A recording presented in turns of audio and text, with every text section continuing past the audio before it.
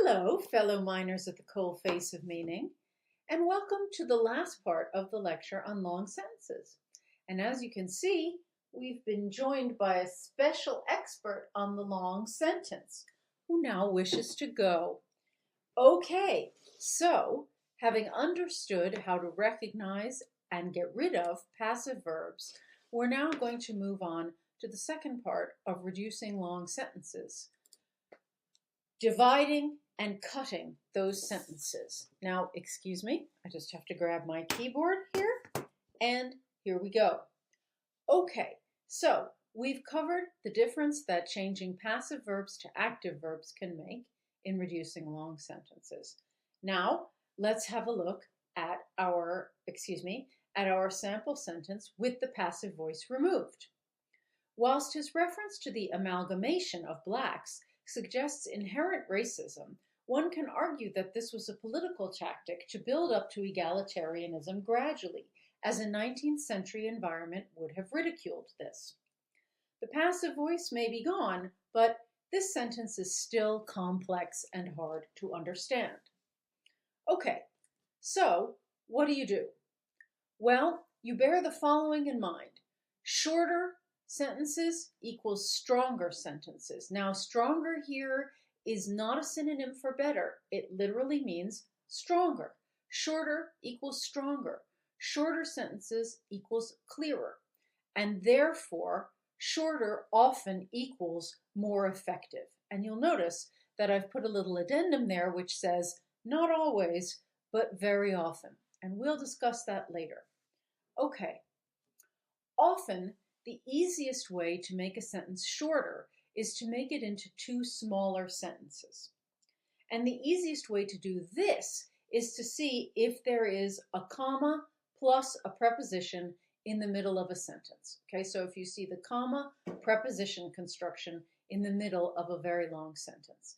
And very often, and I would actually say more often than not, the preposition after the comma will be and. Here is my example, which I just made up. It would be fair to say that the Doriat remains an overlooked opus in its time and place, and it is a piece of writing that gains from being taken out of that time and place and examined on its own. This is a long sentence, and it is confusing. And as you will see, one of the things that makes it very long is that, if I'm pointing in the right direction, it has a comma plus a preposition in the middle. So you can divide the sentence in two there. It would be fair to say that the Doriat remains an overlooked opus in its time and place. It is a piece of writing that gains from being taken out of that time and place and examined on its own. Now, if you cut your sentence in two there, it becomes two slightly more understandable sentences, which is a huge step forward. Unfortunately, sometimes dividing your sentence in two reveals how truly crappy it is, and this is one of those cases. It would be fair to say that the Doriat remains an overlooked opus in its time and place. It is a piece of writing that gains from being taken out of that time and place and examined on its own. This is still two not very good sentences, and that has a lot to it. What has a lot to do with that is the fact that they both have exactly the same opening construction. But we're going to get to the issue of like, what do you do if it then turns out that both your sentences are actually just crappy sentences? We'll get to that later. For the moment, let's go back to our sample sentence. And you'll notice that there's nowhere obviously good to divide that sentence. Whilst his reference to the amalgamation of blacks suggests inherent racism, one can argue that this was a political tactic to build up to egalitarianism gradually, as a 19th century environment would have ridiculed this. It looks as if you might be able to divide it at the comma as, but that does not in fact really work. That means that the second sentence that you would then have wouldn't really make sense. So, given that there's no good place to divide it, we're going to have to tighten it via the other approach to reducing long sentences, which is cutting. And I'm not going to lie to you, I actually enjoy cutting. There's for me something very satisfying about slicing through a long sentence and finding places to reduce it. Okay, so we can see here, leaving aside the amalgamation, we can see that one can argue that this was a political tactic to build up to egalitarianism gradually. That is a long and awkward construction, and so is a 19th century environment, which at the very least should have 19th written out, because you should be writing out all your numbers, particularly centuries, in your essays at university. Now, start by looking for unnecessary words, okay? And as it happens, for us, the unnecessary word does not occur in either of our giant constructions. The unnecessary word here is inherent. For the purposes of this sentence, there really isn't much difference between inherent racism and racism. So you can cut inherent. Now, why am I starting here rather than with these larger phrases?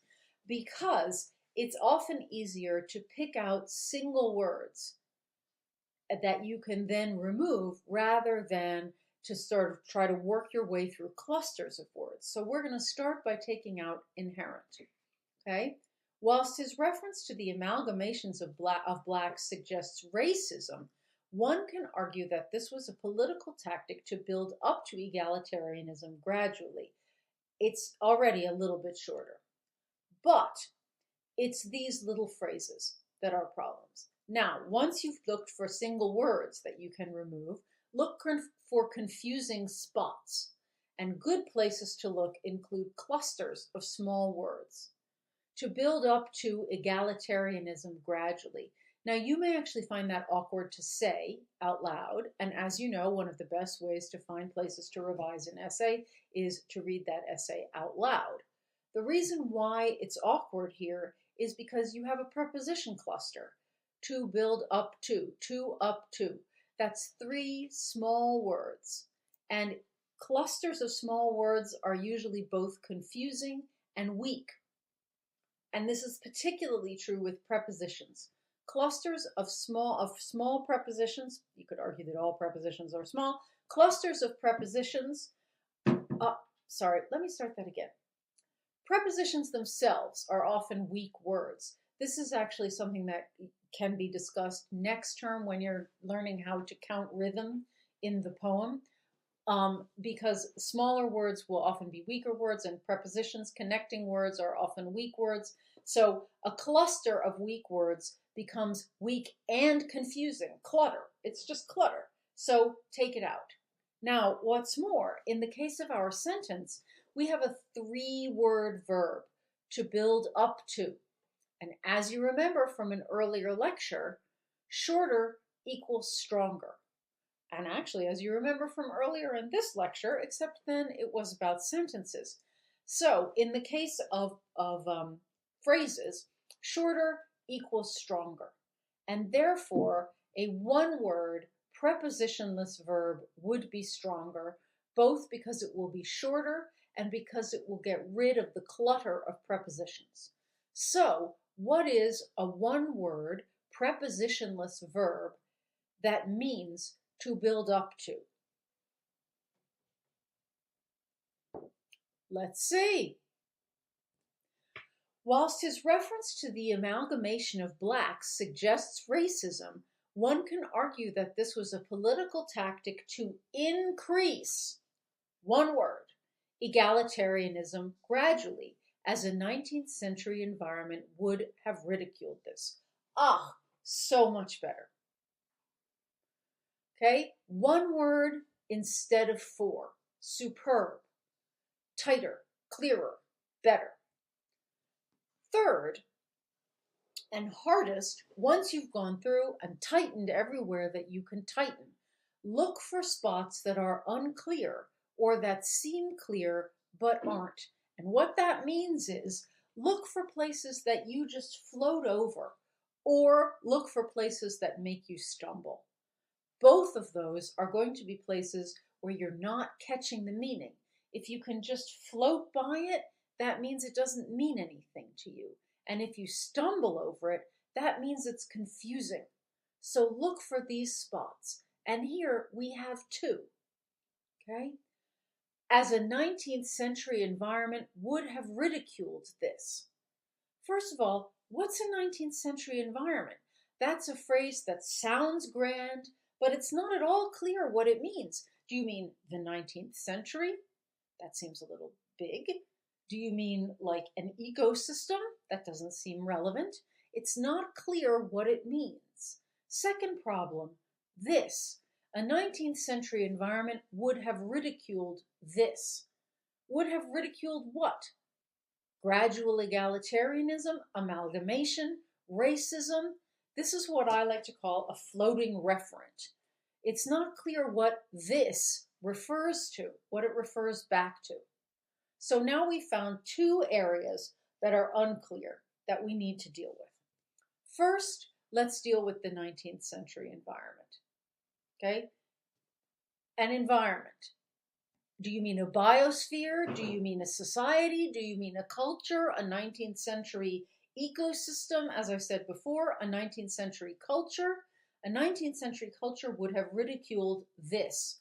Rather than saying this, it's not clear what this refers to. Say the actual thing that you're referring to. And here too is a handy rule for writing, and particularly for writing clearly. Say what you mean. Don't try to dress it up. Don't do things to it that make it unclear. Say exactly what you mean, because then your reader will know exactly what you mean. So, in this case, let's see if we can make it clearer. Whilst his reference to the amalgamation of blacks suggests racism, one can argue that this was a political tactic to increase egalitarianism gradually, as 19th century society would have ridiculed a swift increase. Excellent! It's absolutely clear what you mean. You mean a 19th century society, and you mean that that society would have ridiculed a swift increase in egalitarianism. Much clearer, much tighter. Okay? Whilst his reference to the amalgamation of blacks suggests racism, one can argue that this was a political tactic to increase egalitarianism gradually, as 19th century society would have ridiculed a swift increase. Finally, you take this sentence, which seems perfect, and you check if anything still sounds awkward. And you discover, as you discovered when I just read it out loud, that something does. One can argue that this, what? The reference, the amalgamation, this is also a floating referent. And this is often what will happen as you go through sentences, tidying them up. What you first didn't notice will come to the fore as you get rid of more and more of the underbrush. So as you take away more of the stuff that makes things unclear, stuff that you didn't even notice as unclear before will become more obvious to you. And so you'll fix it. Now we have a floating referent, another one, but a minor one. So we need to fix that. Whilst his reference to the amalgamation of blacks suggests racism, one can argue that this suggestion was a political tactic to increase egalitarianism gradually, as 19th century society would have ridiculed a swift increase. Now that is a pretty clear sentence. But now that we've made it good, and I wouldn't say we've made it as perfect as we could make it, I would say that this sentence would need some rewriting, but that's a different issue from revising a long sentence. Now that we've made it good, though, it turns out that there is a place to divide it, which will make it even more clear. Whilst his reference to the amalgamation of blacks suggests racism, one can argue that this suggestion, I left out a word, was a political tactic to increase egalitarianism gradually. 19th century society would have ridiculed a swift increase. Now those really are two clear sentences. Okay, now, why, Now, I promised that we would get back to the issue of what happens when you divide a sentence and you see that it's full ineffectiveness, and we're going to get back to it. And here is that sentence. Now 2 sentences. It would be fair to say that the Doriat remains an overlooked opus in its time and place. It is a piece of writing that gains from being taken out of that time and place and examined on its own. These are 2 pretty lousy sentences. So let's see what we can do. You do just what you did to the other sentence before you divided it. You look for things that are unnecessary and you look for small word clusters. First, it would be fair to say a potentially unnecessary phrase. If it's fair to say, just say it. Okay? That the Doriat remains an overlooked opus. This word is unclear. It doesn't have to be unclear. In its time and place.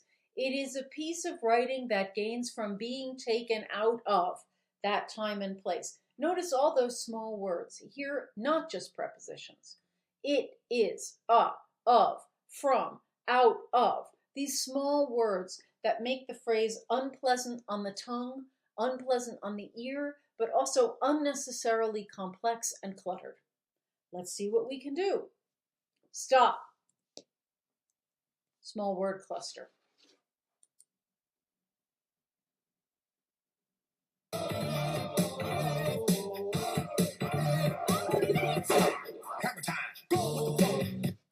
Stop. Small word cluster. That's the last time I'm going to do that, I think.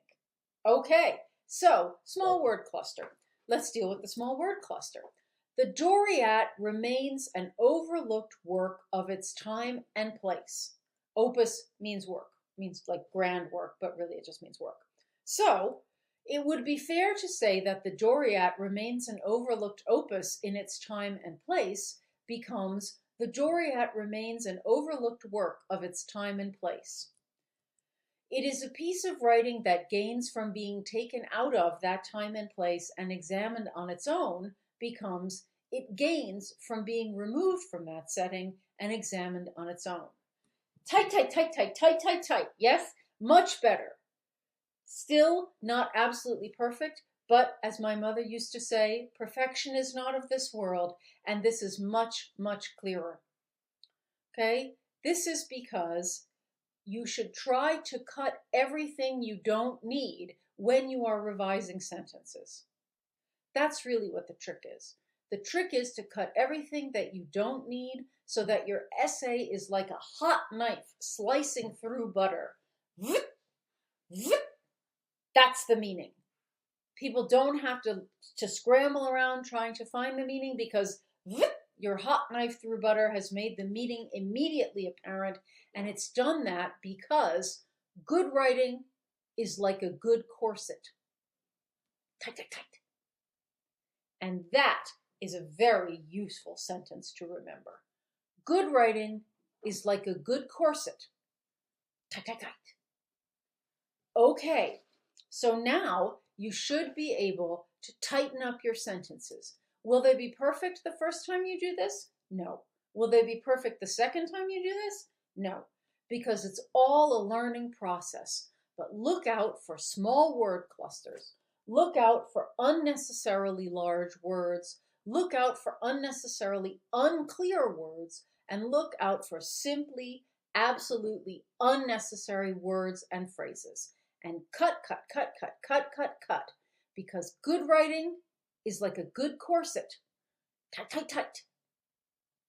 And now, who has taught you how to make your sentences like hot knives through butter and like successful corsets? That's right, this gal. But I should have said the 2 thumbs thing. Let me say that again. So, who's got 2 thumbs and has taught you how to make your sentences like hot knives through butter and like successful corsets? That's right, this gal. But who's got 2 index fingers and knows how to tighten up a sentence so it's maximally effective? That's right, you do. And I will see you on the flip side.